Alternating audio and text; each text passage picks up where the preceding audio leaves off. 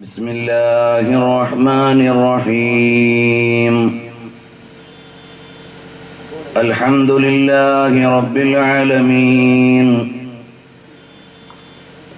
الصلاة والسلام على رسوله الأمين وعلى آله وأصحابه وأهل بيته أجمعين. يا سيد السادات جئتك قاصدا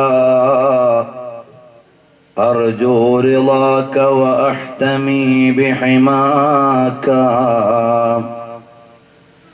والله يا خير الخلائق إن لي قلبا مشوقا لا يروم سواك. أنا طامع بالجود منك ولم يكن لأبي حنيفة في الأنام سواك. يا سيد السادات جئتك قاصدا أرجو رضاك وأحتمي بحماك. والله يا خير الخلائق إن لي قلبا مشوقا لا يروم سواك.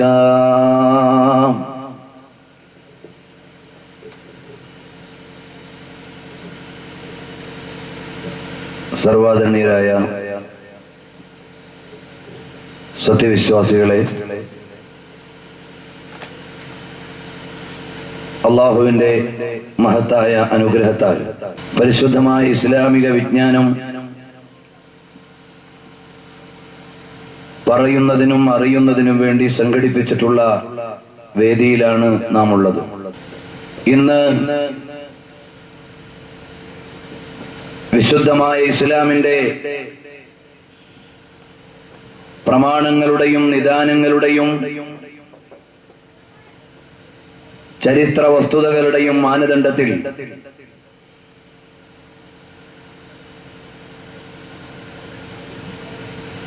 വനിതാ ലോകത്ത്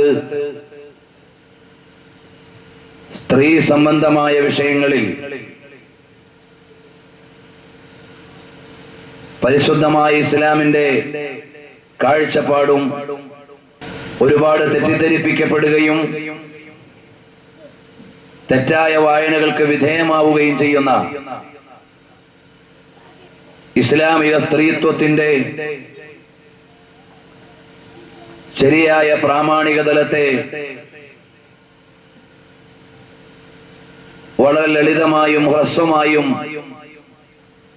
പരാമർശിക്കുകയാണ് ഇവിടെ ലക്ഷ്യം വെക്കുന്നത്.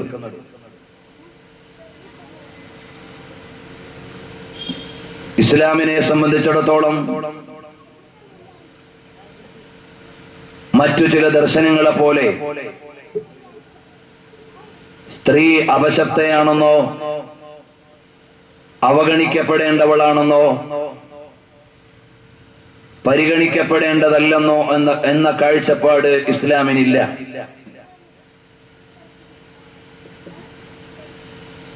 പുരുഷന്മാർക്ക് ലഭിക്കുന്ന മുഴുവൻ സ്വാതന്ത്ര്യങ്ങളും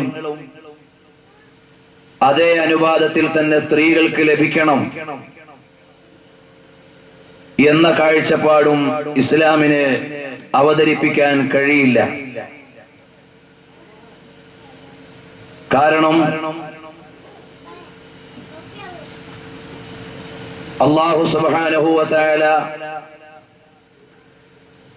സ്ത്രീയെയും പുരുഷനെയും സൃഷ്ടിക്കുകയും അവരവരുടെ പ്രകൃതികൾക്ക് അനുസൃതമായ വിധത്തിലുള്ള നിയമങ്ങളും ആരാധനകളും സമീപന രീതികളും ഇടപെടുന്ന മേഖലകളുമാണ് നിർദ്ദേശിച്ചിട്ടുള്ളത്. അതുകൊണ്ട് തന്നെ ആധുനിക ലോകത്തെ ഫെമിനിസ്റ്റ് ചിന്താഗതിക്കാർ ഉയർത്തുന്ന സമത്വവാദത്തെയോ സ്ത്രീയും പുരുഷനും എല്ലാ നിലയിലും തുല്യമാണെന്ന കാഴ്ചപ്പാടിനെയോ ഇസ്ലാമിനെ അംഗീകരിക്കാനും ന്യായീകരിക്കാനും കഴിയില്ല. പുരുഷന്മാർക്ക് ഏതൊക്കെ അവകാശങ്ങളും അധികാരങ്ങളുമുണ്ടോ ആ അവകാശങ്ങളും അധികാരങ്ങളും മുഴുവനും നൽകിയാലേ സ്ത്രീ സ്വാതന്ത്ര്യമാകൂ എന്ന അബദ്ധമായ ധാരണ ഇസ്ലാം വെച്ചു പുലർത്തുകയോ ഉൾക്കൊള്ളുകയോ സ്വീകരിക്കുകയോ ചെയ്യുന്നില്ല. അങ്ങനെ ഒരു ചിന്താധാരയ്ക്ക് നാം അംഗീകാരം നൽകിയാൽ തീർത്തും പ്രകൃതി വിരുദ്ധമായ ഒരു കാഴ്ചപ്പാടിനെ നാം സ്വീകരിക്കേണ്ടി വരും. അപ്പോൾ സ്ത്രീയെയും പുരുഷനെയും ഒരുപോലെ പരിഗണിക്കാവുന്ന മേഖലകൾ, ഓരോരുത്തരെയും വേറിട്ട് മനസ്സിലാക്കേണ്ട മേഖലകൾ, ഓരോ മേഖലയിലും അവരവർക്കുള്ള സ്വസ്ഥവും സ്വതന്ത്രവുമായ വ്യക്തിത്വങ്ങൾ, എല്ലാത്തിനെയും പരിഗണിച്ചുകൊണ്ടുള്ള ലോകോത്തരമായ നിയമവ്യവസ്ഥിതിയാണ് ഇസ്ലാം അനുശാസിക്കുന്നത്. നബി സല്ലല്ലാഹു അലൈഹി വസല്ലം തങ്ങളെ പോലെ സ്ത്രീജനങ്ങളുടെ അവകാശങ്ങളെ പരിഗണിക്കുകയും അവർക്ക് ആവശ്യമായ സ്വാതന്ത്ര്യങ്ങൾ വകവെച്ചു കൊടുക്കുകയും സമൂലമായ വിമോചനത്തിലൂടെ സമുദ്ധാരണത്തിന്റെ സ്വൈരലോകത്തേക്ക് കടത്തിക്കൊണ്ടുവരികയും ചെയ്ത മറ്റൊരു നവോത്ഥാന നായകനെയും വിപ്ലവകാരിയെയും സമുദ്ധാര സാരഥിയെയും ലോക ചരിത്രത്തിൽ നിന്ന് വായിക്കാൻ സാധ്യമല്ല. അപ്പോൾ പരിശുദ്ധമായ ഇസ്ലാമിന്റെ പവിത്രമായ രീതിശാസ്ത്രത്തെയും ഇസ്ലാമിന്റെ സമീപന രേഖകളെയും അന്യൂനമായി അടുത്തറിയുകയും ആസൂത്രിതമായി മനസ്സിലാക്കുകയും ആലോചനാപരമായി വിലയിരുത്തുകയും കൃത്യമായ വായനയ്ക്ക് വിധേയമാക്കുകയും ചെയ്യുമ്പോഴാണ് ഇസ്ലാമിനെ കുറിച്ചുള്ള ധാരണ നമ്മിലേക്ക് സമ്പൂർണമായും എത്തിച്ചേരുക. പടിഞ്ഞാറ് സ്ത്രീ സ്വാതന്ത്ര്യം കൊണ്ട് ഉദ്ദേശിക്കുന്നത് എല്ലായിടത്തും കടന്നു വരാനും അവരവരുടെ തന്നിഷ്ടത്തിന് വേണ്ടി കടന്നു പോകാനുമുള്ള മേഖലകളാണെങ്കിൽ അതിനെ നീതീകരിക്കാനോ ന്യായീകരിക്കാനോ ഇസ്ലാമിന് സാധ്യമല്ല. ലോകതലത്തിൽ തന്നെ മദ്യപാനത്തിന് ഔദ്യോഗികത കൊണ്ടുവന്നത് യൂറോപ്യൻ ചിന്താഗതികളാണ്. ലോകതലത്തിൽ തുണിയുടുക്കാത്ത സ്ത്രീജനങ്ങളെ സംഭാവന ചെയ്തത് US-ന്റെയും വെസ്റ്റേൺ കൾച്ചറിന്റെയും സംഭാവനയാണ് എന്ന് കൃത്യമായി വായിച്ചാൽ നമുക്ക് ബോധ്യമാണ്. ഇതുപോലെ അപാകതകളില്ലാത്ത വായനകളിലൂടെ ചരിത്രത്തെയും യാഥാർത്ഥ്യത്തെയും വസ്തുതയെയും പ്രകൃതിയെയും മനസ്സിലാക്കുകയും ഉൾക്കൊള്ളുകയുമാണ് നാം ചെയ്യേണ്ടത്. പരിശുദ്ധമായ ഖുർആൻ തുല്യമായി അവകാശം നൽകേണ്ട സ്ഥലങ്ങളിൽ മുഴുവനും സ്ത്രീയെയും പുരുഷനെയും ഒരുപോലെ തന്നെ വിലയിരുത്തുകയും അവർക്ക് ആവശ്യമായ തലങ്ങളെ ഉൾക്കൊള്ളുകയും ചെയ്യുകയാണ്. പരിശുദ്ധമായ ഖുർആനിലൂടെ അല്ലാഹു സുബ്ഹാനഹു വ തആല ഓർമ്മപ്പെടുത്തുന്നത് മൻ അമില സ്വാലിഹൻ മിൻ ദക്കരിൻ ഔ ഉൻസാ വഹുവ മുഅ്മിനുൻ ഫലനുഹയ്യന്നഹു ഹയാതൻ ത്വയ്യിബതൻ വലനജ്സിയന്നഹും അജ്റഹും ബിഅഹ്സനി മാ കാനൂ യഅമലൂൻ. മൻ അമില സ്വാലിഹൻ മിൻ ദക്കരിൻ ഔ ഉൻസാ, സ്ത്രീയിൽ നിന്നോ പുരുഷനിൽ നിന്നോ ഒരാൾ ഒരു സൽക്കർമ്മം ചെയ്താൽ, വിശ്വാസിയായിരിക്കെ ഒരു സൽക്കർമ്മം ചെയ്താൽ അവർക്ക് മോഹനമായ ജീവിതം നൽകുകയും മനോഹരമായ പ്രതിഫലം നൽകുകയും അവരുടെ സൽക്കർമ്മത്തിന്റെ പ്രതിഫലത്തെ നൽകുകയും ചെയ്യുമെന്ന് പരിശുദ്ധമായ ഇസ്ലാം ഖുർആൻ ആധികാരികമായി പ്രഖ്യാപിക്കുകയാണ്. അപ്പോൾ വിശ്വാസിനികളായ സഹോദരിമാർ ആദ്യം മനസ്സിലാക്കേണ്ടത്, നാം നമ്മുടെ പ്രകൃതിയോടും നാം നമ്മുടെ നിയമത്തോടും നീതി പുലർത്തണമെങ്കിൽ ഒന്നാമതായി നമ്മുടെ മനസ്സിലേക്ക് വരേണ്ടത് നമുക്ക് നമ്മുടെ ശരീരത്തോടുള്ള ഇച്ഛകളെ പാലിക്കാനല്ല, മറിച്ച് എന്നെയും നിങ്ങളെയും സൃഷ്ടിച്ച് പരിപാലിച്ച ലോകാധികാരിയായ അള്ളാഹുവിനോടുള്ള കടപ്പാടുകൾ കൃത്യമായി നിർവഹിക്കപ്പെടുമ്പോഴാണ് ഒരു വിശ്വാസിനി അവളുടെ പ്രകൃതിപരമായ അവളുടെ ജന്മപരമായ ലക്ഷ്യത്തിലേക്ക് കടന്നു വരിക. അപ്പോൾ എന്റെയും നിങ്ങളുടെയും മനസ്സുകളെ സത്യത്തിന്റെയും നീതിയുടെയും ധർമ്മത്തിന്റെയും കർമ്മത്തിന്റെയും അതുപോലെ തന്നെ മഹിതമായ മൂല്യങ്ങളുടെയും മനോഹരമായ പ്രപഞ്ചത്തിലേക്ക് കൊണ്ടുവരാൻ കഴിയണമെങ്കിൽ ഒന്നാമതായി എന്റെ സഹോദരിമാരോട് ഓർമ്മപ്പെടുത്താനുള്ളത്, നമ്മുടെ സംസ്കാരത്തെയും നമ്മുടെ കൾച്ചറിനെയും നമ്മുടെ രീതികളെയും നിയന്ത്രിക്കാൻ ഒന്നാമതായി നമ്മളെ സ്വീകരിക്കേണ്ടത്, ഒന്നാമതായി നമ്മളിൽ ഉണ്ടാകേണ്ട ഉത്തമമായ ഗുണം അൽ ഈമാനു ബില്ലാഹ്, അല്ലാഹുവിലുള്ള വിശ്വാസമാണ്. അല്ലാഹുവിലുള്ള അചഞ്ചലമായ വിശ്വാസം. ആ വിശ്വാസത്തിലൂടെ അല്ലാതെ നമുക്ക് നമ്മുടെ വ്യക്തിത്വത്തിന്റെ പാവനമായ തലങ്ങളെ സ്വീകരിക്കാനോ ഉൾക്കൊള്ളാനോ സാധ്യമല്ല.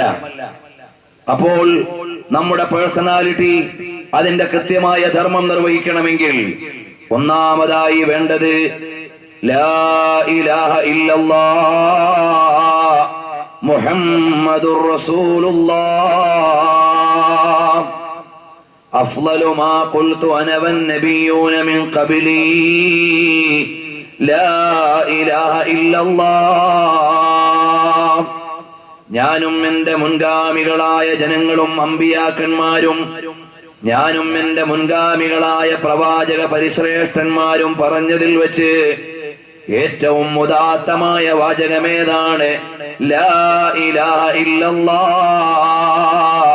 അല്ലാഹു അല്ലാതെ ആരാധനയ്ക്ക് അർഹനില്ല, അല്ലാഹു അല്ലാതെ ആരാധനയ്ക്ക് അർഹനില്ലെന്ന മനോഹരമായ വാക്യമാണ് കാലഘട്ടത്തിന്റെ ഇന്നലകളിൽ നിന്ന് ഇന്ന് വരെയുള്ള മുഴുവൻ മഹാന്മാരും പ്രവാചകന്മാരും പറഞ്ഞതെന്ന് മദീനയിലെ രാജാവ് ലോകഗുരുവായ പുണ്യപ്രവാളർ മുഹമ്മദുർ റസൂലുള്ളാഹി സ്വല്ലല്ലാഹു അലൈഹി വസല്ലമ തങ്ങൾ പറയുമ്പോ, പ്രിയപ്പെട്ട സഹോദരി, എന്റെയും നിന്റെയും സംസ്കാരത്തിന്റെയും ജീവിത രീതികളുടെയും സമീപന രീതികളുടെയും അസ്ഥിശിലകൾ ബന്ധിച്ചു കിടക്കേണ്ടത്, അടിസ്ഥാനങ്ങൾ അകപ്പെട്ട് കിടക്കേണ്ടത് ഒന്നാമതും രണ്ടാമതും മൂന്നാമതുമായി അൽ ഈമാനു ബില്ലാഹ്.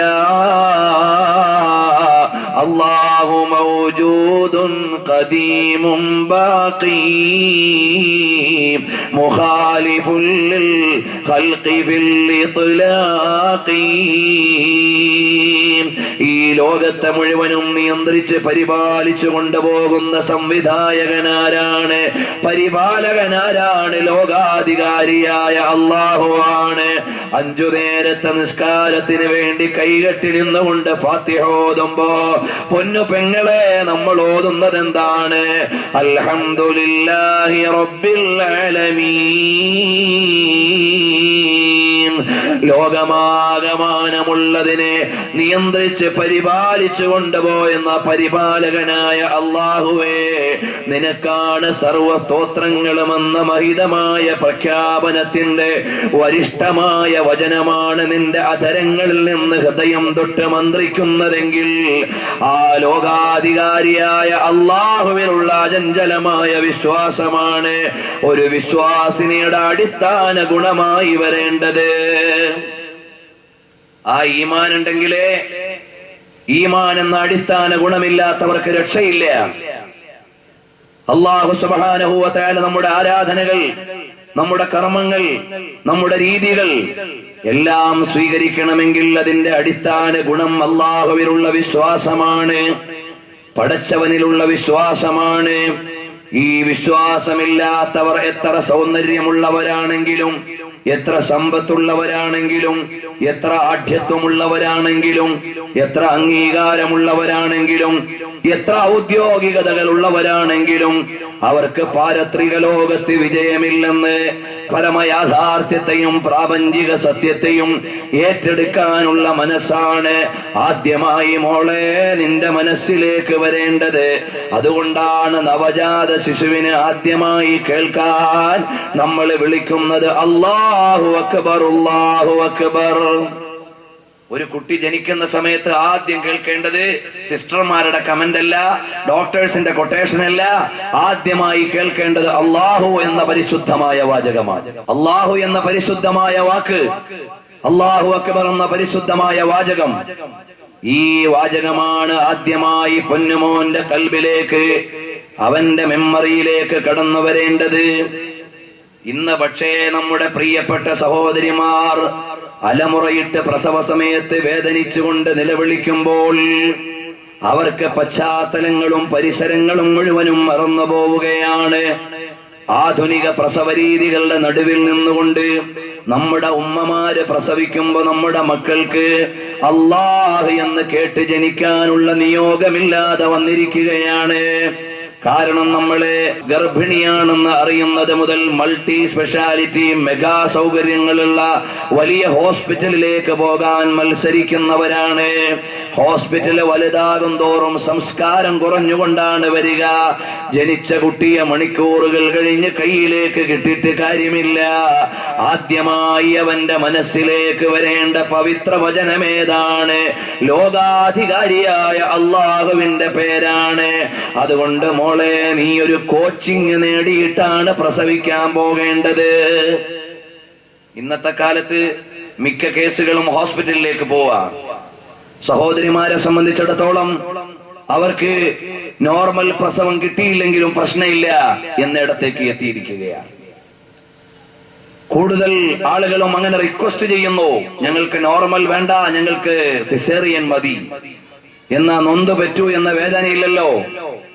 ഇതുപോലെയാണ് വരുന്നതെങ്കിൽ മാനവികതയുടെ മനതലങ്ങളിൽ മാറ്റത്തിന്റെ മണിമന്ത്രം മൊഴിഞ്ഞ മദീനയുടെ രാജാവ് പുണ്യനബി സ്വല്ലല്ലാഹു അലൈഹി വസല്ലം തങ്ങളെ പഠിപ്പിച്ചു തന്ന മനോഹരമായ നിർദ്ദേശങ്ങൾ പാലിക്കപ്പെടാതെ പോവുകയാണ്.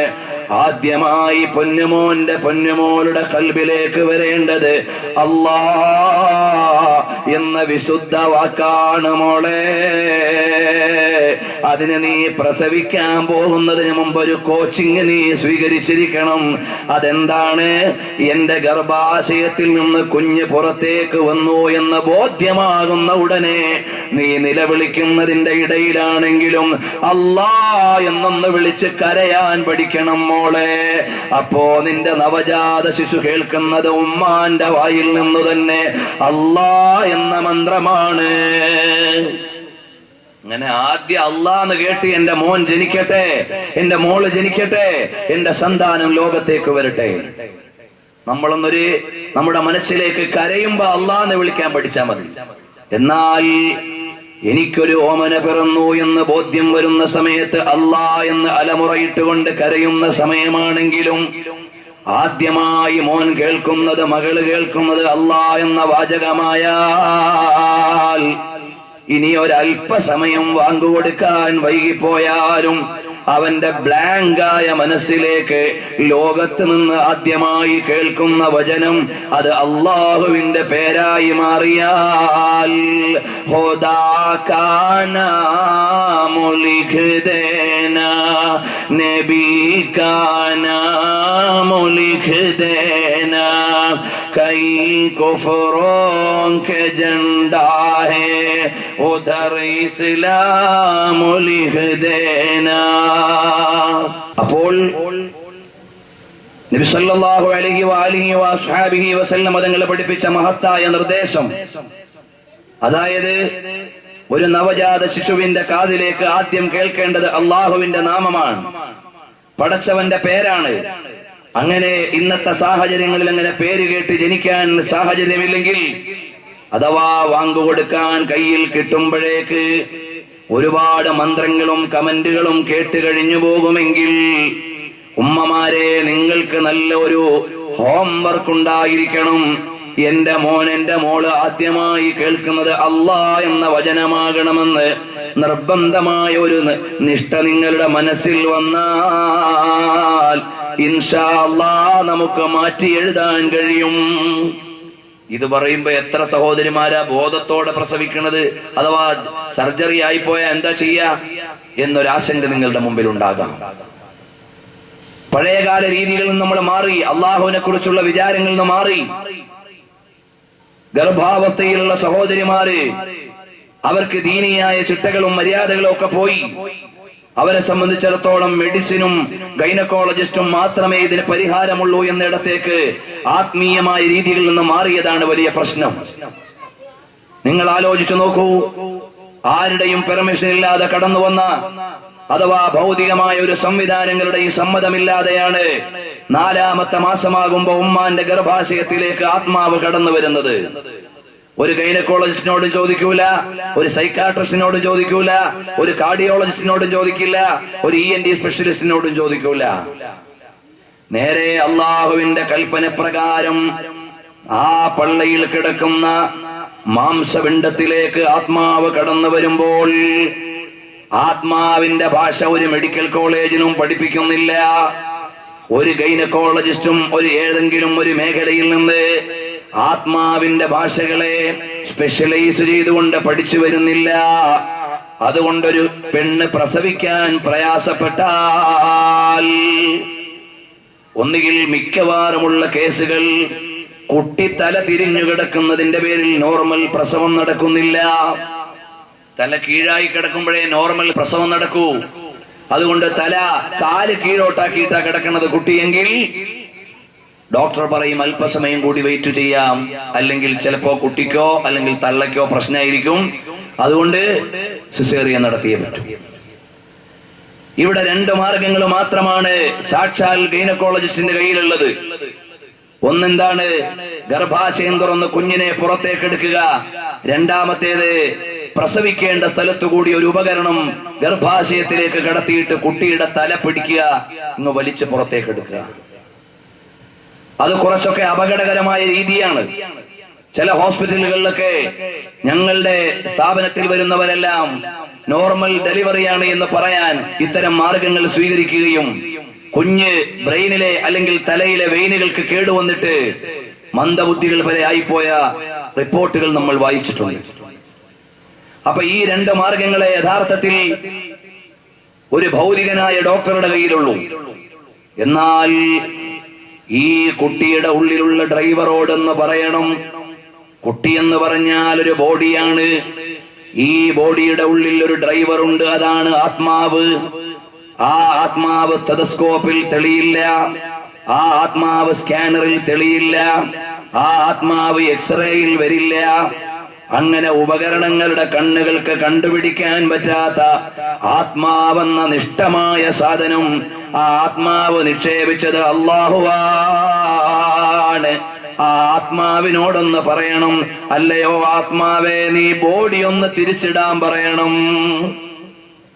നമ്മുടെ വഴിയിൽ ബ്ലോക്ക് ആയിട്ടൊരു നാഷണൽ പെർമിറ്റ് ലോറി കിടക്കുക, നാട്ടുകാരെല്ലാം കൂടി തള്ളി നീക്കാൻ പറ്റും ചിലപ്പോ, അല്ലെങ്കിൽ പൊളിച്ചു മാറ്റാനും പറ്റും. എന്നാൽ അതിന് നല്ല മാർഗം എന്താണ്? ആ വണ്ടിയുടെ ഡ്രൈവർ അപ്പുറത്ത് കിടന്നുറങ്ങുന്നുണ്ട്, അയാളെ വിളിച്ചിട്ട് പറയണം, ഈ വണ്ടി എടുത്തൊന്ന് മാറ്റിയിട്ടിട്ട് കിടന്നുറങ്ങുന്ന സഹോദരാ. അതിന് ചിലപ്പോൾ അണ്ണാച്ചിയായ തമിഴ്നാട്ടുകാരനായ ഡ്രൈവറാണെങ്കിൽ തമിഴ്നാട്ടുകാരന്റെ ഭാഷയിൽ പറയേണ്ടി വരും, മലയാളത്തിൽ പറഞ്ഞാൽ ചിലപ്പോ മനസ്സിലാവണമെന്നില്ല. ഇതുപോലെയാണ് ആത്മാവിന്റെ ഭാഷയിൽ ആത്മാവിനോടൊന്ന് പറഞ്ഞാൽ മനുഷ്യ ശരീരമാകുന്ന വാഹനം കറക്റ്റ് ഡയറക്ഷൻ ഇല്ലതെങ്കിൽ ലാൻഡ് ചെയ്യുമ്പോ ഉമ്മാന്റെ പള്ളയിൽ കിടക്കുന്ന കുഞ്ഞ് നോർമൽ ഡെലിവറിയാണ്. ആ സ്പിരിച്വൽ ട്രീറ്റ്മെന്റ് ആണ് ബിസ്മിയും ഹംദും സ്വലാത്തും നൽസലാമും മുന്നേ ബില്ലിനെ ഫീസത്ത് മാല ചൊല്ലി ഞാൻ തുടങ്ങുന്നേ. ആത്മാവിന്റെ ഭാഷയിൽ പള്ളയിൽ കിടക്കുന്ന കുഞ്ഞിന്റെ ആത്മാവിനെ ഉണർത്തുകയാണ്. കാരണം ആത്മാവ് ആരുടെ അധികാരത്തിലാണ്? യസ്അലൂനക അനിർ റൂഹ് ഖുലിർ റൂഹു മിൻ അംരി റബ്ബീ. അല്ലയോ പുണ്യ നബിയെ, വന്നിട്ട് ചോദിക്കും ആത്മാവിനെ കുറിച്ച് ജൂതന്മാര്, അതുപോലെ പരിഷ്കരണത്തിന്റെ ആളുകളെ വന്നിട്ട് ആത്മാവെന്താന്ന് ചോദിക്കുമ്പോ അവിടുന്ന് ആധികാരികമായ മറുപടി പറയണേ നബിയെ, യസ്അലൂനക അനിർ റൂഹ് ഖുലിർ റൂഹു മിൻ അംരി റബ്ബീ. ആത്മാവ് അള്ളാഹുവിന്റെ പരമാധികാരത്തിലുള്ളതാണ്. ഒരു സ്പെഷ്യലിസ്റ്റിന്റെയും ഒരു മോഡേൺ സ്കോപ്പ് കൊണ്ട് കണ്ടുപിടിക്കാൻ പറ്റുന്നതല്ല. ഇന്ന് ആത്മാവിനെ കുറിച്ച് കൃത്യമായി പറഞ്ഞു കൊടുക്കണമെന്ന് അള്ളാഹുവിന്റെ പവിത്രമായ ഖുർആൻ പറയുമ്പോ പണ്ട് കാലങ്ങളിൽ ഉമ്മാക്ക് മകന്റെ ഉള്ളിലുള്ള ആത്മാവിനോട് സംവേദനം നടത്താൻ എത്രയോ മാർഗങ്ങളുണ്ട്. ബദരീയത്തുണ്ട്, അസ്മാഉൽ ഹുസ്നയുണ്ട്, അഅ്ലമുസ് സ്വലാത്തുണ്ട്, നഫീസത്ത് മാലയുണ്ട്. ഇന്നത്തെ ഉമ്മമാർക്ക് അതൊന്നുമില്ല. മോഡേൺ സീരിയലുകൾക്ക് മുമ്പിൽ തപസ്സിരിക്കുന്ന പെങ്ങളെ,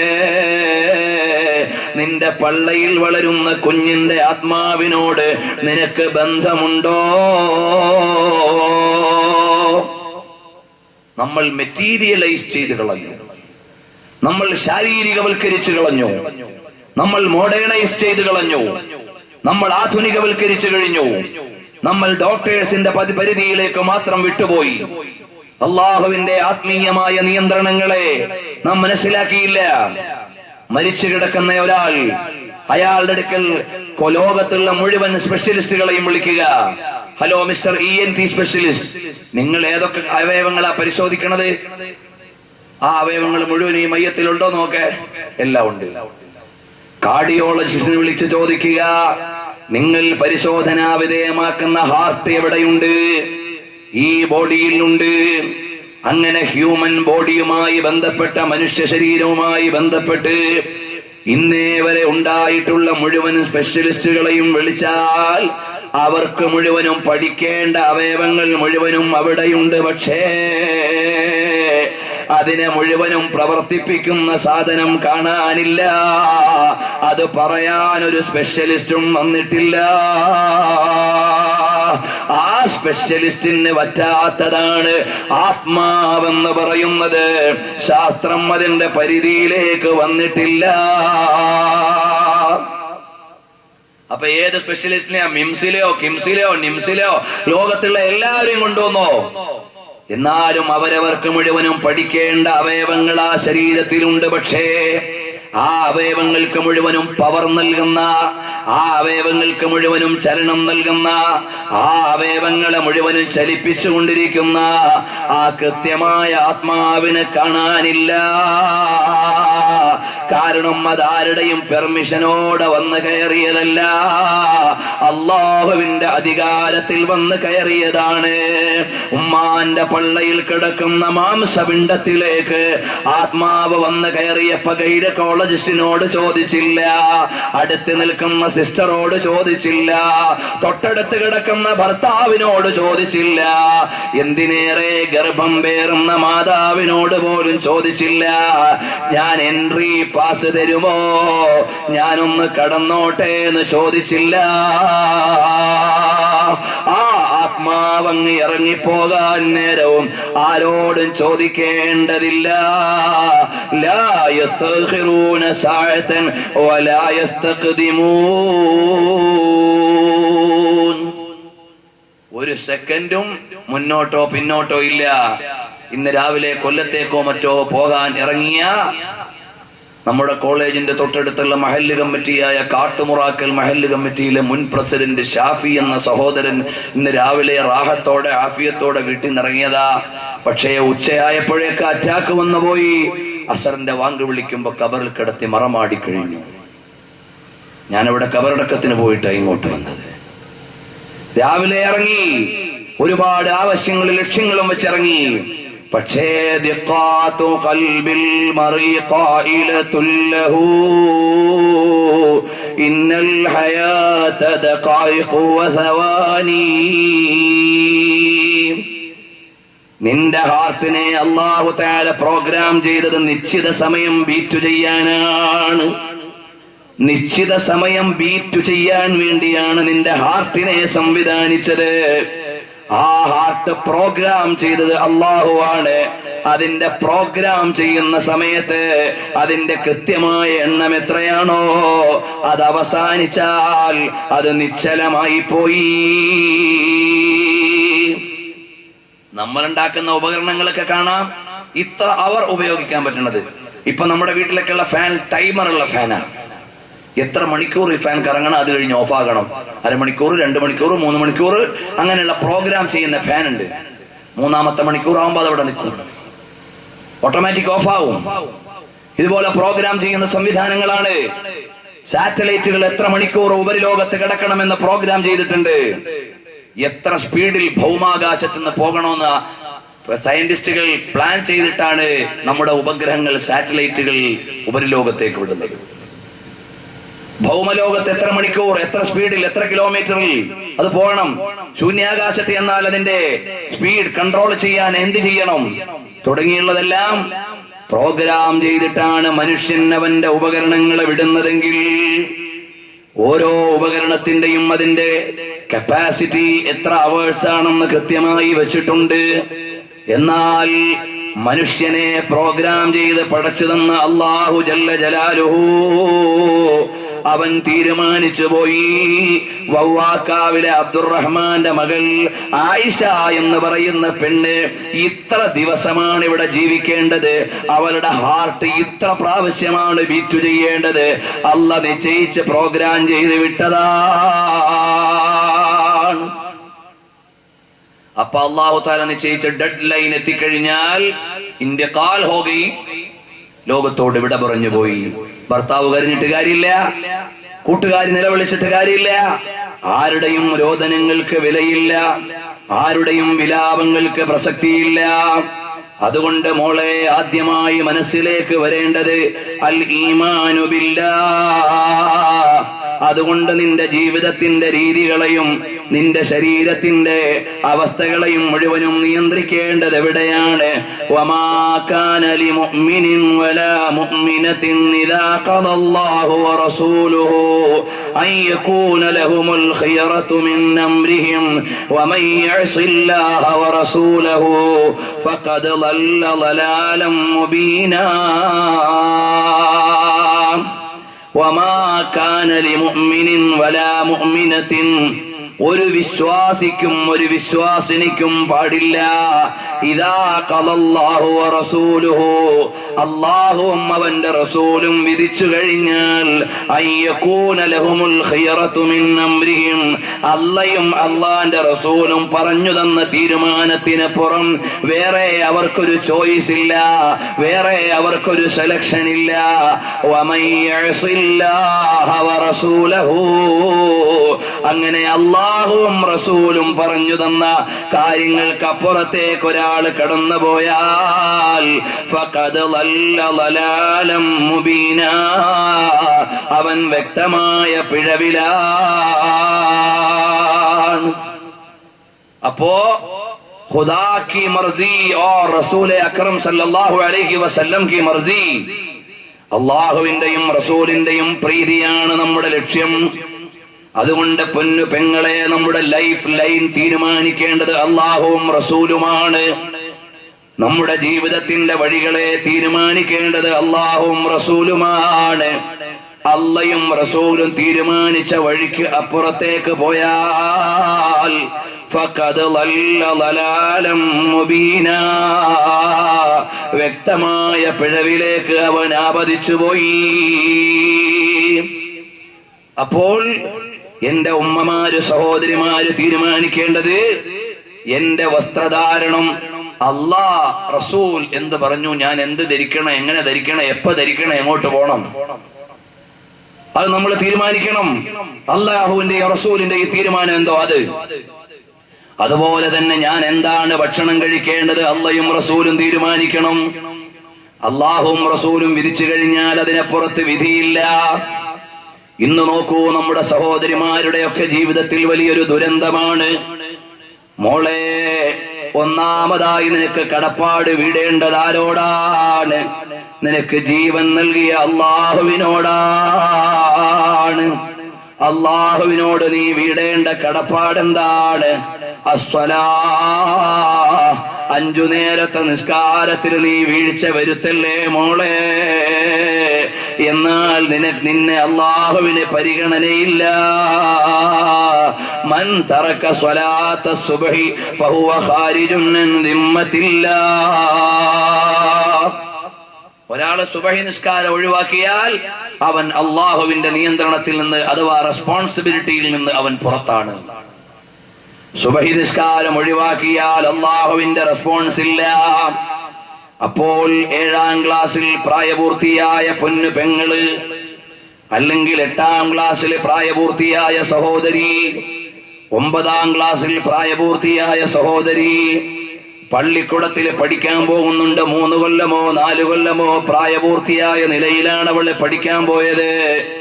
മോളെ, നീ സെക്കൻഡറിയിലായാലും ഹയർ സെക്കൻഡറിയിലായാലും നിന്റെ 5 നേരത്തെ നിസ്കാരം കൃത്യമാണെങ്കിൽ മാത്രമേ അള്ളാഹുവിന് നിന്റെ പരിഗണനയുള്ളൂ മോളെ.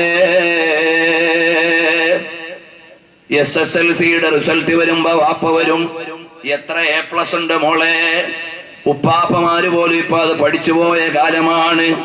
എത്ര A+ ഉണ്ട്, B+ ഉണ്ട്, D+ ഉണ്ട് എന്നൊക്കെ പരിശോധിച്ചു വരുമ്പോ ഇംഗ്ലീഷിന്റെ മാർക്കും സോഷ്യോളജിയുടെ മാർക്കും അല്ലെങ്കിൽ സോഷ്യൽ സയൻസിന്റെ മാർക്കും ഒക്കെ കൃത്യമായി വിലയിരുത്തി കഴിഞ്ഞിട്ട് SSLCക്ക് ഹൈ മാർക്ക് വാങ്ങി പാസ്സായ മോക്ക് നല്ല 1-ാം തരം ലഡു വാങ്ങി സമ്മാനം കൊടുത്തിട്ട് വാപ്പ തിരിച്ചു നടക്കുമ്പോ ഈ പൊന്നുമോളുടെ പ്രോഗ്രാം ചെയ്ത ഹാർട്ടിന്റെ ബീറ്റ്സിന്റെ സമയം കഴിഞ്ഞാൽ അസ്രായീൽ അലൈഹിസ്സലാം വന്ന് പറയുന്ന മോളെ, സമയമായി പോയി വരൂ. അങ്ങനെ ഈ മോളങ്ങ് മരിച്ചു പോയാൽ ഈ 16 വയസ്സോ 15 വയസ്സോ ഉള്ള മോള് മരിച്ചുപോയി. വവ്വാക്കാവ് പള്ളിയുടെ ഖബർസ്ഥാനിലേക്ക് കൊണ്ടുവച്ചിട്ട് ആളുകൾ മറമാടിയിട്ട് വരുമ്പോ 2 മലക്കുകൾ വന്ന് ചോദിക്കും, മോളെ ഇംഗ്ലീഷിന് ഏതാ ഗ്രേഡ്? അതല്ല ചോദിക്കുക. മാത്സിന് ഏതാ ഗ്രേഡ്? അതല്ല ചോദിക്കുക. ചോദിക്കും, അവ്വലു മാ യുഹാസബു ബിൽ അബ്ദു അൻ സ്വലാത്തിഹി.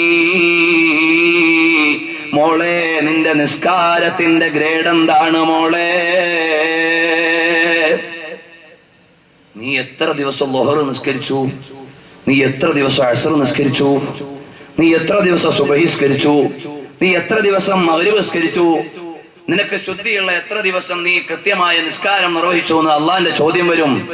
അഥവാ മലക്കുകളുടെ ചോദ്യം വരുമ്പോ നിന്റെ ജനാസയുടെ കൂടെ +1-ന്റെയോ SSLCയുടെയോ മാർക്ക് ലിസ്റ്റ് വെച്ചിട്ടില്ല. നിന്റെ കഫൻ പുടവയിൽ നിന്റെ ടെക്സ്റ്റ് ബുക്കുകളോ സർട്ടിഫിക്കറ്റുകളോ വെച്ചിട്ടില്ല. അങ്ങനെ വെച്ചിട്ടുണ്ടെങ്കിലും ഒരു കാര്യവുമില്ല. പൊന്നു പെങ്ങളെ, അവിടെ നിനക്ക് പറഞ്ഞു തരാനൊരു കൂട്ടുകാരിയുമില്ല. സഹോദരി, അവിടെ നിനക്ക് പകർന്നു തരാനൊരു കൂട്ടുകാരനുമില്ല. ആ ഏകാന്തമായ മണ്ണറയിൽ നീ ഒറ്റയ്ക്ക് കിടക്കുമ്പോ ആദ്യമായി നിന്നോട് ചോദിക്കുന്ന കർമ്മം നിസ്കാരമാണ്. അതിൽ നിനക്ക് ഹൈ റാങ്ക് നേടിയാലല്ലാതെ അടുത്ത സ്റ്റെപ്പിലേക്ക് നിനക്ക് രക്ഷയില്ല. എന്റെ ശബ്ദം ശ്രവിക്കുന്ന SSLC കൊല്ലം പാസ്സായ അല്ലെങ്കിൽ +2 കഴിഞ്ഞുപോയ സഹോദരിമാരില്ലേ, നിങ്ങളുടെ നിസ്കാരത്തിന്റെ മാർക്ക് ലിസ്റ്റ് എവിടെ? അള്ളാഹു സുബ്ഹാനഹു വ തആല നിക്കരിക്കാനൊക്കെ പറയും, അള്ളാഹു റസൂലും പറയും, മുലയമാരും പറയും, അതൊരു വഴിക്ക്, ഞങ്ങൾ വേറെ വഴിക്ക് എന്ന് പറഞ്ഞു പോയാൽ രക്ഷയില്ല പെങ്ങളെ. അപ്പോൾ എന്റെയും നിന്റെയും ഒക്കെ ജീവിതം പാരത്രിക ലോകത്ത് വിചാരണ ചെയ്യപ്പെടുന്ന ജീവിതമാണ്, പരലോകത്ത് വിലയിരുത്തപ്പെടുന്ന ജീവിതമാണ്. നമ്മുടെ പള്ളിയിലൊക്കെ 1-ാം സഫിൽ നിക്കരിക്കാൻ വരുന്ന കാക്ക, പള്ളിയിൽ സംഭാവന ചോദിച്ചാൽ ആദ്യം തരുന്ന ആജിയാര്, അതുപോലെ തന്നെ നാട്ടിലൊരു പ്രശ്നമുണ്ടെങ്കിൽ മുന്നിട്ടിറങ്ങുന്ന കാരണവന്മാര്, ഒരുപാട് ഇസ്ലാമികമായ അടയാളങ്ങളും നല്ല ഗുണങ്ങളും ഉള്ളവരാണ്. പക്ഷേ സ്വന്തം മക്കളുടെ ആരാധനയിൽ അവർക്ക് ശ്രദ്ധ കുറവാണ്. എത്ര വാപ്പമാരുണ്ട്, എന്റെ മകള് സ്കൂളിൽ പഠിക്കാൻ പോകുന്നുണ്ട്, അവള് പ്രായപൂർത്തിയായവളാണ്, അവർക്ക് നിസ്കാരം നിർബന്ധമാണ്, അവള് നിസ്കരിക്കുന്നുണ്ടോ, അതിന് സംവിധാനമുണ്ടോ എന്ന് ആലോചിക്കുന്ന വാപ്പമാരെവിടെ? അങ്ങനെ ചിന്തിക്കാനൊന്നും വാപ്പാമാർക്ക് നേരമില്ല. അങ്ങനെ ചിന്തിക്കാനൊന്നും വാപ്പാമാർക്ക് നേരമില്ല. വാപ്പാമാര് ഇനി ഏതെങ്കിലും നല്ല നല്ല കോഴ്സുകളിലേക്ക് മക്കളെ വിടാൻ വേണ്ടി ആലോചിച്ചുകൊണ്ടിരിക്കുക. ഇതുപോലെ ഭൗതികമായ സാഹചര്യങ്ങളിൽ മാത്രം ലിമിറ്റ് ചെയ്ത് നിന്നാ പോരാ. നമ്മുടെ മാനദണ്ഡം എവിടെയാണ്? മോളെ, നിനക്ക് ആദ്യമായി വീടേണ്ട കടപ്പാട് അള്ളാഹുവിനോടുള്ള കടപ്പാടാണ്. അള്ളാഹുവിനോടുള്ള ബാധ്യത പൂർണ്ണമായും നിറവേറ്റിയാലല്ലാതെ രക്ഷയില്ല. വാപ്പായും ഉമ്മായും നോക്കേണ്ടത് എന്റെ മോള് പഠിച്ചാലും പഠിച്ചില്ലെങ്കിലും അള്ളാഹിനോടുള്ള കടപ്പാട് 5 നേരത്തെ നിസ്കാരം നിർവഹിക്കുന്നുണ്ടോ? 5 നേരത്തെ നിസ്കാരം നിർവഹിക്കുന്ന മകളാണോ? പ്രിയപ്പെട്ട പെങ്ങന്മാരെ, കല്യാണത്തിന്റെ അന്ന് ളുഹർ നിസ്കരിക്കുന്ന പുതിയ പെണ്ണെവിടെ? ചില പുതിയാപ്പളമാര് ഗതികേടിനെ പള്ളി വെച്ച് നിക്കാഹാന്ന് ചിലപ്പോ നിക്കരിക്കാത്തവരും നിക്കരിച്ചു പോകും. അതേ സമയത്ത് കല്യാണത്തിന്റെ അന്ന് ളുഹർ നിസ്കരിക്കുന്ന പുതിയ പെണ്ണെവിടെ? കല്യാണത്തിന്റെ അന്ന് അസ്ർ നിസ്കരിക്കുന്ന പുതിയ പെണ്ണെവിടെ? പണ്ട് ദീനുള്ള കുടുംബങ്ങളിൽ വീട്ടിലുള്ള ഉമ്മമാരും വലിയുമ്മമാരും ഒക്കെ പുതിയ പെണ്ണിന്റെ ചേലും മര്യാദയും ഒക്കെ മനസ്സിലാക്കുന്നത് വീട്ടിലേക്ക് പുതിയാപ്പള കൂട്ടിക്കൊണ്ട് വരുമ്പോ അതാ പുതിയാപ്പളയുടെ വീട്ടിൽ വന്നിട്ട് പുതിയ പെണ്ണ് ളുഹർ നിസ്കരിക്കുമ്പോ വലിയുമ്മമാര് നോക്കിയിരിക്കും, ഇവളെ മര്യാദയ്ക്ക് ഫിഖ് പഠിച്ചിട്ടാണോ വന്നതെന്ന് വാച്ച് ചെയ്യാനുള്ള ഇന്റർവ്യൂവിന്റെ സമയമായിരുന്നു. പക്ഷേ ഇന്ന് നിസ്കാരം ഒരു അജണ്ടയല്ല. ഇന്ന് നിസ്കാരം നോക്കേണ്ട ഉമ്മ ഓഡിറ്റോറിയത്തിൽ കിടക്കാണ്, കൂടെ നിസ്കരിക്കേണ്ട മാതാവ് ജനങ്ങളുടെ കൂടെ ബഹളത്തിലാണ്. ഈ മകൾക്ക് ളുഹർ നിസ്കരിക്കാതെ നിങ്ങൾ കെട്ടിച്ചു വിടുന്ന ദിവസത്തിന്റെ അന്ന് അതാ ബറക്കത്തുണ്ടോ പെങ്ങളെ? നിന്റെ ജീവിതത്തിൽ അല്ലാഹുവിന്റെ കാരുണ്യം വരുമോ? അല്ലാഹ്ക്ക് റെസ്പോൺസിബിലിറ്റി ഇല്ല. പണ്ടൊക്കെ ആണെങ്കിലോ വിവാഹത്തിന്റെ ഡേറ്റ് നിശ്ചയിക്കുന്ന സമയത്ത് ഉമ്മമാരോടൊന്ന് ചോദിക്കും വാപ്പമാര്, എന്താ നമ്മുടെ മോള് കല്യാണം 15-ാം തീയതി ആക്കിയാലോ? അപ്പം മകളുടെ ഡ്യൂറേഷൻ അറിയുന്ന, പീരീഡ് അറിയുന്ന ഉമ്മ പറയും, വേണ്ട, നമുക്ക് 22-ാം തീയതി ആക്കാം. അതിന്റെ അർത്ഥം 15-ാം തീയതി മോള് ശുദ്ധിയുള്ള അവസ്ഥയിൽ ആയിരിക്കില്ല എന്ന ഒരു സൂചന നൽകിയിട്ട് കല്യാണം നിശ്ചയിക്കാറുണ്ടായിരുന്നു. ഇന്ന് ആ നിശ്ചയത്തിന്റെ ദിവസം പോയിട്ട് ഓഡിറ്റോറിയം ഒഴിവുള്ളത് ഇനി വെള്ളിയാഴ്ച ഉച്ചയാണെങ്കിലും വേണ്ടില്ല, അന്നായിക്കോട്ടെ എന്ന് തീരുമാനിക്കുന്ന കാലം വന്നപ്പോ എത്ര സ്വകാര്യ ജീവിതങ്ങൾ അപകടത്തിലായി പോയി മോളെ. വാപ്പമാരെ, നിങ്ങളും ഉത്തരവാദികളാണ്. ഉമ്മമാരെ, നിങ്ങളും പ്രതിക്കൂട്ടിലാണ്. വിശാലമായി ഞാൻ കടക്കുന്നില്ല. അപ്പോൾ നിസ്കാരത്തിന്റെ വിഷയത്തിൽ വീഴ്ച വന്നു പോയാൽ അവൻ അല്ലാഹുവിനോടുള്ള അമാനത്തിൽ വീഴ്ച വന്നവനാണ്, അല്ലാഹുവിനോടുള്ള കടപ്പാടിൽ വീഴ്ച വന്നവനാണ്. നിസ്കാരത്തിലുള്ള വീഴ്ച വന്നു പോയാൽ അവനെ വിശ്വസിക്കാൻ പറ്റാത്തവനാണ്. അല്ലാഹുവിന് അവനിൽ വിലയില്ല. അപ്പോൾ നമ്മൾ പുതിയൊരു ജീവിതത്തിന്റെ വഴിയിലേക്ക് അതാ പുതിയാപ്പളയുടെ കൂടെ പുതിയ പെണ്ണ് പുതിയ ജീവിതത്തിന് കാലെടുത്തു വെക്കുമ്പോ അന്നത്തെ സുബഹിയും ളുഹറും അസ്റും ഒക്കെ ഖളാ ആണെങ്കിൽ അന്നത്തെ രാത്രിയിൽ അല്ലാഹ് ബറക്കത്ത് ചെയ്യുമോ? അന്നത്തെ രാത്രിയിൽ അല്ലാഹ് ബറക്കത്ത് ചെയ്യുമോ? അല്പമെങ്കിലും ഈമാനുള്ള പെങ്ങളൊന്ന് ആലോചിച്ചു നോക്ക്.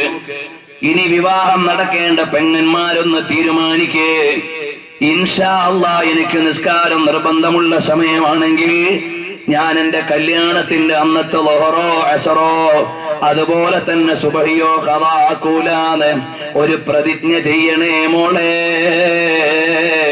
നിന്റെ ജീവിതത്തിന്റെ ശോഭനമായ രാത്രിയാണ് വരുന്നത്, പക്ഷേ അത് മറ്റൊരു രാത്രിയുടെ സൂചനയാണ്. ദുനിയാവിലെ പുതുമണവാളനും മണവാട്ടിക്കും കിട്ടുന്ന ആദ്യ രാത്രി ഖബറിലെ ആദ്യ രാത്രിയെ കുറിച്ചും ഓർക്കാനുള്ള സമയമാണെന്ന് ഫാത്തിമത്തു സഹ്റാ റളിയല്ലാഹു അൻഹാ ചരിത്രത്തിലൂടെ പറഞ്ഞു തന്നില്ലേ? മണവാളൻ ഒരുങ്ങി നിൽക്കുന്ന അലി ഇബ്നു അബീ ത്വാലിബ് തങ്ങള് മണവറയിലേക്ക് കടന്നു വരുമ്പോ പുതിയ പെണ്ണിരുന്ന് കരയുകയാണ്. ചോദിക്കുന്നു, മോളെ, നിന്റെ വാപ്പ എന്നെ പുതിയാപ്പിളയായി തെരഞ്ഞെടുത്തതിൽ വല്ല അനിഷ്ടവും വന്നുപോയോ? അപ്പോഴാണ് സഹ്റാ ഫാത്തിമ റളിയല്ലാഹു അൻഹ പറയുകയാണ്, എന്റെ വാപ്പാന്റെ സെലക്ഷൻ മാറിപ്പോയതല്ല. ഇന്നീ മണവറയിൽ നമ്മൾ രണ്ടുപേരും അങ്ങോട്ടും ഇങ്ങോട്ടും സന്തോഷം പങ്കുവെക്കാനുള്ളതാണ്. നാളെ എന്റെ മണ്ണറയിൽ നിങ്ങൾ ഉണ്ടാവൂലല്ലോ അലി ഇബ്നു അബീ ത്വാലിബ് എന്ന് പ്രിയപ്പെട്ട ഭർത്താവിനോട് ആത്മീയ സംഘർഷത്തെ, ആത്മസംഘർഷത്തെ അടയാളപ്പെടുത്തുകയാണ് ബീവി ഫാത്തിമത്തു സഹ്റാ റളിയല്ലാഹു അൻഹാ. അപ്പൊ ഫാത്തിമ ബീവി റളിയല്ലാഹു അൻഹ കല്യാണത്തിന്റെ അന്ന് രാത്രി അള്ളാഹുവിനെ ഓർക്കുക. ഇത് ദുനിയാവിലെ ആദ്യത്തെ രാത്രി, നാളെ ആഖിറത്തിലേക്കുള്ള ഖബറിലെ ആദ്യത്തെ രാത്രി എങ്ങനെയായിരിക്കും എന്ന് ആലോചിക്കുന്നത്. യാദൃച്ഛികമായിരിക്കാം എന്റെ പിതാവ്, ഞങ്ങളുടെ ഉപ്പ മരണപ്പെടുന്നതിന്റെ അന്ന് വൈകുന്നേരം വീട്ടിൽ വെച്ച് വായിക്കുന്നത് കാണാൻ കഴിഞ്ഞത് അവ്വലു ലൈലത്തിൻ ഫിൽ ഖബർ എന്ന ഗ്രന്ഥമാണ്. ഖബറിലെ ആദ്യ രാത്രി എന്ന പുസ്തകം സന്ധ്യാസമയത്ത് വെച്ച് വായിക്കുന്നു വാപ്പ. രാത്രി 12 മണി കഴിഞ്ഞ് 1 മണി ആയപ്പോഴേക്ക് വാപ്പ മരണപ്പെട്ടു പോയി. ഒരു പക്ഷേ ഒരു യാദൃച്ഛികതയായിരിക്കാം. എന്നാലും ശരി, ഇമാമിങ്ങൾ അങ്ങനെയുള്ള കിതാബ് എഴുതി വെച്ചു പോയി കേട്ടോ. ഖബറിലെ ആദ്യ രാത്രി എന്ന് കിതാബ് എഴുതിയ ഇമാമിങ്ങളില്ലേ.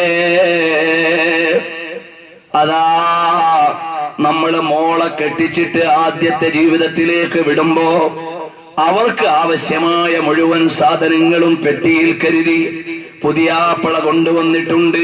പുതിയ പെണ്ണിന്റെ വീട്ടിൽ ഒരുക്കി വെച്ചിട്ടുണ്ട്. രാത്രി എഴുന്നേൽക്കുമ്പോ ഒരു പച്ചവെള്ളത്തിന് വേണ്ടി പോലും ആരെയും വിളിക്കേണ്ടി വരരുത് എന്ന നിലയിൽ എല്ലാം ഒരുക്കി വെച്ചിട്ടല്ലേ നിങ്ങളുടെ മകളെ നിങ്ങളെ കല്യാണം കഴിച്ചു വിട്ടത്. എന്നാൽ ഖബറിലേക്ക് കൊണ്ട് കുഴിച്ചിട്ട് പ്രിയപ്പെട്ട പിതാവിനെ മണ്ണറയിൽ കിടത്തിയിട്ട് വീട്ടിൽ വന്ന് കിടന്ന് ഇന്നലെ വാപ്പ മരിച്ചപ്പോ മയ്യത്തിന്റെ കൂടെ നിന്ന് ക്ഷീണിച്ചതിന്റെ പേരിൽ കൂർക്കം വലിച്ചു ഉറങ്ങുകയല്ലേ. എന്നാൽ മുൻഗാമികൾ അങ്ങനെയല്ല. മുൻഗാമികൾ അവരുടെ കുടുംബത്തിൽ ഒരാൾ മരണപ്പെട്ടാൽ ആദ്യത്തെ രാത്രിയിൽ മുഴുവനും നിന്ന് നിസ്കരിക്കുകയാണ്, സുന്നത്ത് നിസ്കരിക്കുകയാണ്. എന്നിട്ട് അള്ളാഹിനോട് ദുആ ചെയ്യുകയാണ്. അള്ളാഹുവേ, എന്റെ വാപ്പയെങ്കിൽ വാപ്പ, മകനെങ്കിൽ മകൻ, ആരായാലും മരിച്ചുപോയവരുടെ ഖബർ അവരിതാ ആദ്യത്തെ രാത്രിയെ അഭിമുഖീകരിക്കുകയാണ്. നീ അവിടുന്ന് പ്രകാശപൂരിതമാക്കണേ റബ്ബേ എന്ന നിലക്ക് പ്രാർത്ഥിച്ചു കൊടുക്കുകയാണ് മുൻഗാമികളുടെ പതിവ്. പക്ഷേ ഇന്നത് കാണാനില്ല. ഞാൻ വിഷയം നീട്ടിക്കൊണ്ടുപോകുന്നില്ല. എന്റെ പ്രിയപ്പെട്ട പെങ്ങളോട് ഓർമ്മപ്പെടുത്താനുള്ളത്, മോളെ, നിസ്കാരത്തിന്റെ വിഷയത്തിൽ ഒരു വീഴ്ച വന്നുപോയാൽ നിന്റെ ശരീരത്തിന് മൂല്യമില്ല, നിന്റെ സൗന്ദര്യത്തിന് മൂല്യമില്ല, നിന്റെ ആഢ്യത്വത്തിന് മൂല്യമില്ല, നിന്റെ അധികാരത്തിന് മൂല്യമില്ല, നിന്റെ സമ്പന്നതയ്ക്ക് മൂല്യമില്ല. എല്ലാം മൂല്യമില്ലാത്ത ചരക്കുകളായി മാറിപ്പോയി. അതുകൊണ്ട് വമാ കാന ലിമുഅ്മിനിൻ വലാ മുഅ്മിനത്തിൻ ഇദാ ഖലല്ലാഹു വറസൂലുഹു അൻ യകൂന ലഹുമുൽ ഖിയറതു മിൻ അംരിഹിം വമൻ യഅസില്ലാഹ വറസൂലഹു ഫഖദ് ളല്ല ളലാലൻ മുബീനാ. അല്ലാഹുവിന്റെയും പുണ്യനബിയുടെയും പവിത്ര വഴിയിൽ നിന്ന് മാറി സഞ്ചരിച്ചാൽ നീ വ്യക്തമായ പിഴവിലാണ്, നീ വ്യക്തമായ മാർഗഭ്രംശത്തിലാണെന്ന് ഖുർആൻ. പക്ഷേ മൗലിയാരെ പ്രസംഗിച്ചോ, ഇനി നേരം വെളുക്കോളം പ്രസംഗിച്ചാലും കല്യാണ വീട്ടിലും മരണ വീട്ടിലും ഞങ്ങൾ നടത്തുന്ന നടപടികളൊന്നും തൽക്കാലം മാറ്റിവെക്കാൻ ഉദ്ദേശിച്ചിട്ടില്ല. ഇതാണ് ഇന്നത്തെ നമ്മുടെ സമൂഹത്തിന്റെ അവസ്ഥ. ഇന്നത്തെ നമ്മുടെ സമൂഹത്തിന്റെ അവസ്ഥ എന്താ? നേരം വെളുക്കോളം ലോകത്തുള്ള മൗലിയാമാര് മുഴുവനും വയലു പറഞ്ഞാലും ഞങ്ങളുടെ കല്യാണ വീട്ടിലെ അനാചാരങ്ങൾ മാറ്റിവെക്കാൻ ഞങ്ങളില്ല. അള്ളാഹു അമാനത്തായി ഏൽപ്പിച്ച പൊന്നുമോളെ കൊണ്ടുപോയി രാവിലെ മുതലേ ഓഡിറ്റോറിയത്തിൽ പ്രദർശനത്തിന് വെച്ചേക്കുക. എല്ലാവന്മാരും, കൂടെ പഠിച്ചവന്മാരും, നാട്ടിൽ നടന്നവന്മാരും, കോളേജിൽ പഠിച്ചവന്മാരും എല്ലാവരും വന്നിട്ട് കമന്റ് പാസ്സാക്കിയിട്ട് പോകാൻ പൊന്നുമോളെ ഇരുത്തി കൊടുക്കുന്ന വാപ്പ എന്തിനാ മേത്തന്റെ പേരും വെച്ച് നടക്കുന്നത്? അള്ളാന്റെ റസൂൽ സല്ലല്ലാഹു അലൈഹി വസല്ലമയുടെ നിയമങ്ങളെ ധിക്കരിച്ചിട്ട് നീ ഏത് വിലാസമാ ഉപയോഗിക്കുന്നത്? എന്തിനാണ് നീ അള്ളാഹുവിന്റെ മതത്തിന്റെ അനുയായിയാണെന്ന് പറയുന്നത്? പടച്ചവന്റെ മതത്തിന്റെ നിയമത്തെ പരസ്യമായി ധിക്കരിക്കുകയാണ് ചെയ്യുന്നത്. അടുത്തൊരു കല്യാണത്തിന് എന്നെ വിളിച്ചു. കല്യാണത്തിന് പ്രസംഗിക്കാൻ വേണ്ടി വിളിച്ചതാണ്. വിളിച്ചപ്പോ തന്നെ എനിക്ക് തോന്നി, പടച്ചവനെ ഇത് പ്രസംഗിക്കാനൊന്നും പറ്റുന്നൊരു സാഹചര്യം ആയിരിക്കൂല. അങ്ങനെ ഏതായാലും അള്ളാഹുവിന്റെ തൗഫീഖ് കൊണ്ട് ഞാൻ അവിടെ എത്തിയപ്പോ വൈകിപ്പോയി. കാരണം വൈകിയതൊരു ഭാഗ്യമായി പിന്നെ അനുഭവപ്പെട്ടു. ചെല്ലുമ്പോ എന്താ, മെഗാ സ്ക്രീനുകളിൽ മ്യൂസിക് ബാക്ക്ഗ്രൗണ്ടോടെ പുതിയാപ്പളയും പുതിയ പെണ്ണും ചേരിയിൽ നിൽക്കുമ്പോ നാട്ടുകാര് മുഴുവനും വന്നിട്ട് ആശംസ അറിയിക്കുന്നത് മ്യൂസിക്കിന്റെ ബാക്ക്ഗ്രൗണ്ടോടെ സ്ക്രീനുകൾ വെച്ച് ഓഡിറ്റോറിയത്തിന്റെ പരിസരങ്ങളിൽ പ്രദർശിപ്പിച്ചുകൊണ്ടിരിക്കുക. ലൈവ് സിനിമ എന്ന് പറയാൻ പറ്റുന്ന രൂപത്തിൽ. എവിടെ എത്തിപ്പോയി? അള്ളാഹു കൊടുത്ത അനുഗ്രഹങ്ങളെയാണ് പടച്ചവന്റെ കോപത്തിന് വേണ്ടി വലിച്ചു കൊണ്ടുവരുന്നത്. ഈ മോളും മരുമോനും ഇന്ന് രാത്രിയിൽ അവരുടെ മധുവിധു ആഘോഷിക്കുമ്പോ അല്ലാഹു ഒരു സന്താനത്തെ കൊടുത്താൽ അതിൽ ബറക്കത്തുണ്ടാകുമോ വാപ്പാ? നിങ്ങളുടെ ഖബറിന്റെ അടുക്കൽ വന്ന് ദുആ ചെയ്യാൻ പറ്റുന്ന ഒരു മോനെ കിട്ടുമോ നിങ്ങളുടെ മകളിൽ നിന്ന്, നിങ്ങളുടെ മകനിൽ നിന്ന്? അതൊന്നും നമ്മുടെ അജണ്ടയല്ല. അല്ലാഹു തആല 4 ചില്ലറ വന്നിട്ടുണ്ട്, അത് അടിച്ചു പൊളിച്ച് അതെല്ലാം തൊലച്ചിട്ടേ ഞാൻ എന്റെ കല്യാണം അവസാനിപ്പിക്കും. ഇതുപോലെയുള്ള സംസ്കാരങ്ങളാണ് നമ്മൾ തുടങ്ങി വെക്കുന്നത്. അവിടെ അല്ലാഹു എന്ത് പറഞ്ഞു എന്ന് നോക്കുന്നില്ല, റസൂലുള്ള എന്ത് പറഞ്ഞു എന്ന് നോക്കുന്നില്ല. അപ്പോൾ പ്രിയപ്പെട്ട സഹോദരിമാരെ, വളരെ നീണ്ട വിഷയമാണ്, വിശാലമായി ഞാൻ കടക്കുന്നില്ല.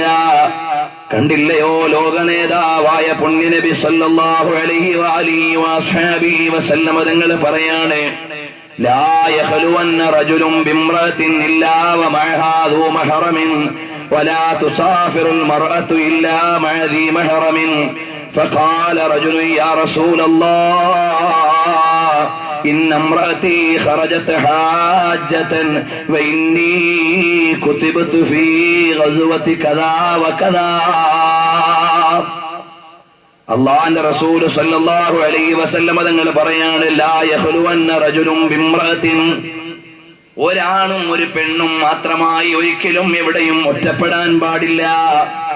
ഒരന്യ പുരുഷനും ഒരന്യ സ്ത്രീയും ഒരിക്കലും തനിച്ചാകാൻ പാടില്ല.